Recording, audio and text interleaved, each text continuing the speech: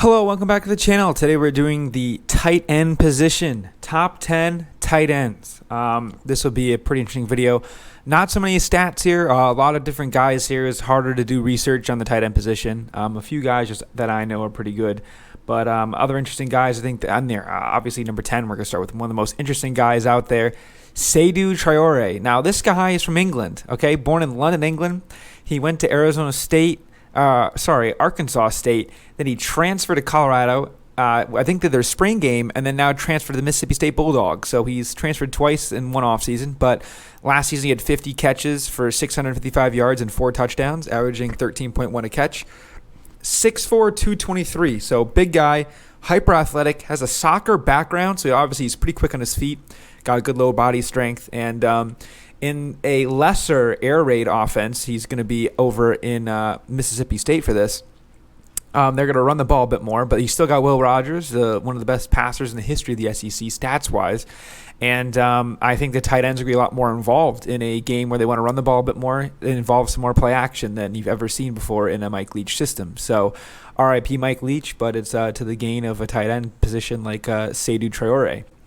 Up next, we got number 9, staying in state.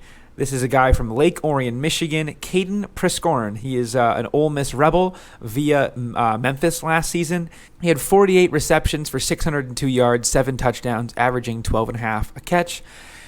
He's even bigger than the last guy, 6'5", 225. He had a really good year over at Memphis. I couldn't find any explicit highlight videos for him, so I have just his overall his game, one of the games he had his best game for the Memphis Tigers over there in the American. So I think he's going to be a pretty good impact in this offense. Similar to what I was saying, honestly, to the Mississippi State is they want to run the ball. They open the play action game up. He's going to be good there. They've had some pretty good tight ends the past few seasons, obviously highlighted by Dawson Knox for the Ole Miss Rebels. And I do think that we're going to see a pretty good season out of Caden. Obviously, they're more of a run-first offense with Jackson Dart and obviously under center potentially for the Rebels this year. We don't really know who the quarterback is, but you know Spencer Sanders likes his tight ends as well over at Okie State. So I think he's going to benefit greatly from moving over from the American to the SEC, and it'll definitely help his draft stock. And, hey, I always shout out my Michigan guys, so shout out Kaden being from Lake Orion, Michigan. So hopefully he does well in the league. Up next, we've got Cade Stover, the Ohio State tight end. Used to play defense. This is now going to be his 3rd season on offense. He played 2.5 seasons of defense before this, but now he's over on the offensive side. 6'4", 250. 36 catches for 406 yards and a touchdown. His most famous moment last year was getting the ball poked out of his hands by a small 5'4" nickel corner, basically. Not 5'4", but you know what I mean. Mike Sanistrel, go blue. But for Cade Stover, he's going to be pretty influential. When you think of what we're going to deal with Ohio State, obviously either Devin Brown or Kyle McCord is their quarterback. What do you think of it? You think of the quarterback's best friend being the tight end. So he's going to be a good safety blanket out there along with Marvin Harrison, Ibuka, and all the guys. They've got too many pass catchers, but he won't put up crazy stats, but he's doing a pretty good job. He was mocked, I think, like 3rd round NFL draft, late 3rd, early 4th. So another season under his belt. He'll get a bit more older, a bit more mature, and I think it'll help out his draft stock. He could probably be a 3rd-round draft selection next year, but he'll be doing his thing for Ohio State this year, and that's why he's the 8th best tight end in the country for me. Coming at number 7, we've got Bryson Nesbitt, a junior tight end, 6'5", 235 out of Charlotte, North Carolina for the Tar Heels. One of the top guys that's going to be playing and catching balls for Drake May this year. Anyone that's around Drake May is going to have some good stats. He had 35 catches, 507 yards, and 4 touchdowns, averaging 14.5 a reception. This is going to be his 3rd full season. He had 7 catches for 154 yards his 1st season, so this is going to be his 3rd season. Bigger bodied tight end, pretty athletic, good athletic background. He was really doing his thing throughout the year. Didn't play a ton, only the second half of the year really. So anyone that's going to be around Drake May is going to be doing a great thing, getting a lot of reps and a lot of catches. And there is no difference here for Bryson Nesbitt. He's going to be one of the sneaky guys you want to watch and make sure that you know who you're talking about when he comes to NFL draft. He's going to be a bit younger, so he could come out early and benefit off his youth and let a team mold him in the way they want, and he can go a bit earlier in the draft. But I would not be surprised if he stays another year, but he's definitely on the watch list for one of the best tight ends in the country. Bryson Nesbitt for the UNC Tar Heels. Number 6, we got Jalen Conyers from Arizona State. One of the remaining guys at Arizona State. Obviously, they had a lot of guys leave either through the draft or through the portal. He's from Groover, Texas, 36 receptions, 422 yards, 5 touchdowns, averaging 11 yards per carry. He was high on a lot of lists I was looking at, trying to do some research here. This will be his 3rd season as well, as he's a junior. Number 12 for the Sun Devils. Now, they got Jaden Rashad over there at quarterback. And again, young quarterback, new quarterback. Your tight end is your best friend. So he's going to be a good target for him there. He's getting some pro buzz as well. So I would not be surprised if he pops out after this 1 year. But he's going to be a very important guy, I think, for the Sun Devils this year. Again, with a lot of turnover on the offense, you're changing head coach middle of the season last year. A lot of turmoil, a lot of factors going on. He had a pretty decent season, 400 yards on 38 catches. Is not the worst. So I expect him to take a big leap forward next year, and that's why he's number 6 for me.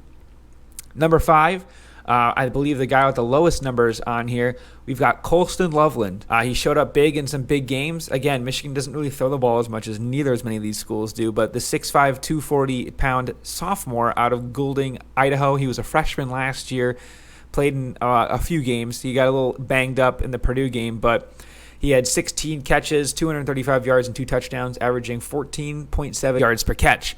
I expect a lot of things out of him next year, being tight end 1 at Michigan. Luke Schoonmaker's been doing a good thing.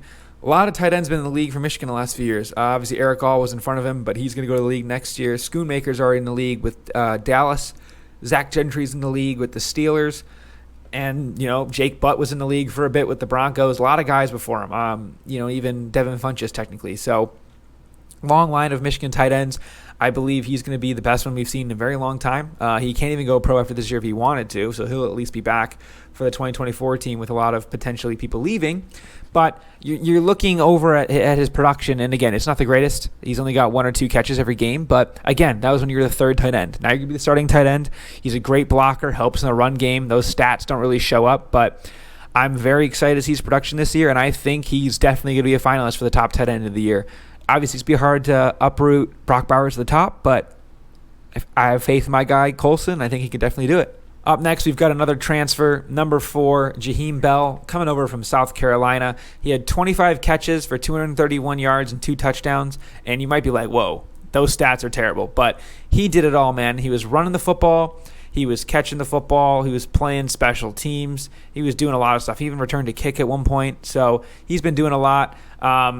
In addition to the 25 receptions, he had 73 carries for 261 yards. So he's kind of can be like a fullback type thing. He was doing some up back stuff. He's 6'3", 233, super athletic, right? That's the main thing you're going to think about here. It was super athletic. And you got the whole Florida State offense is a bunch of athletic freaks.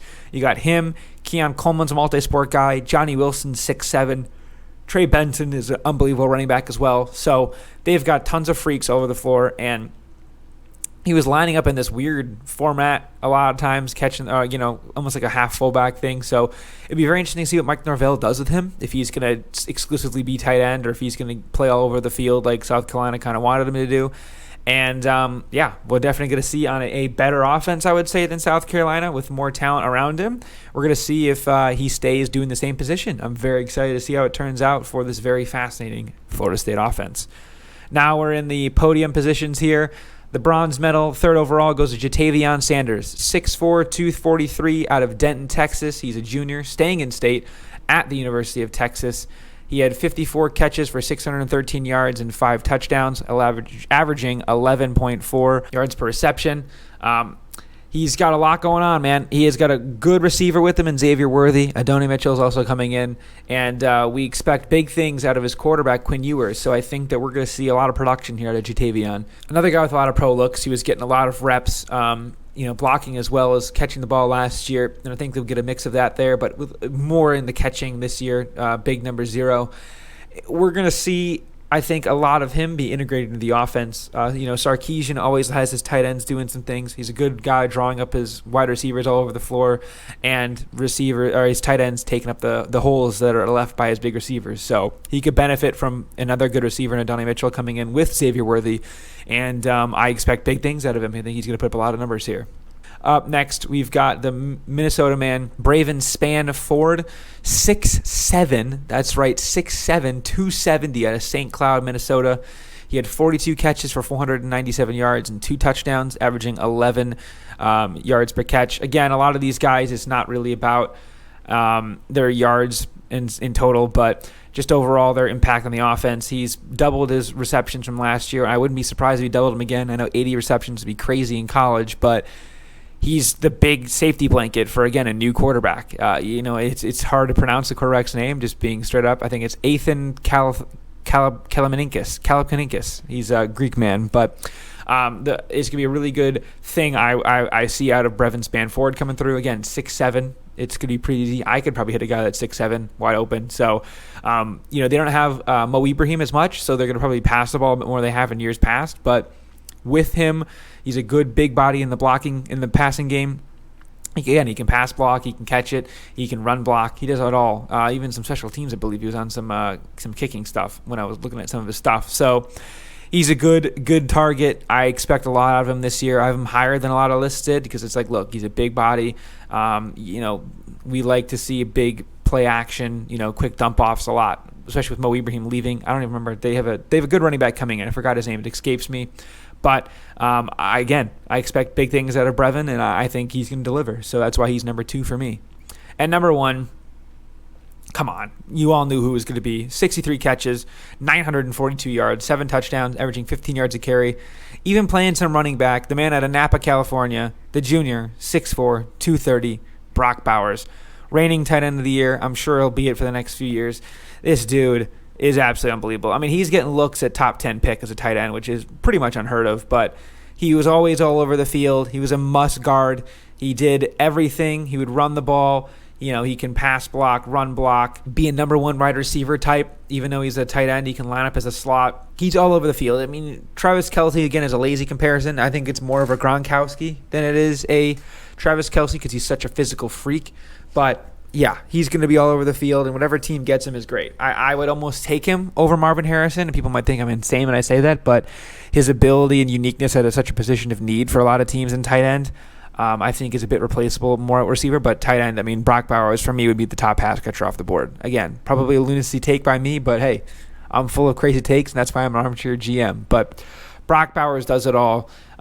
He's probably should be the second favorite for MVP for Heisman outside of Marvin Harrison, I would say, for non-quarterback position guys. So I very much expect it to be the case, and he's going to show why this year that he's that guy. And it's a loaded tight end room. I know there's a lot of guys behind him: Cade, Brock, Oscar Delp, who's getting a lot of looks, Cooper Johnson even. But yeah, Oscar Delp is, they're talking about this guy like he's the next guy as well. So it's just a long line of tight ends. We had Darnell Washington last year, who's a 6'7" freak, could have been an offensive tackle, but was upstaged by Brock Bowers, rightfully so, because Brock is him. So overall, that's all I got. Obviously it's a bit harder to talk about tight ends because they're, not as valued as they once were, which I think is a shame. But, Brock Bowers is a guy that'll help bring this position back for sure. But, watch out for my guy, Colston Loveland. Thank you for watching. Let me know if I'm crazy and I'm missing someone down below. And we'll see you guys next time. Peace.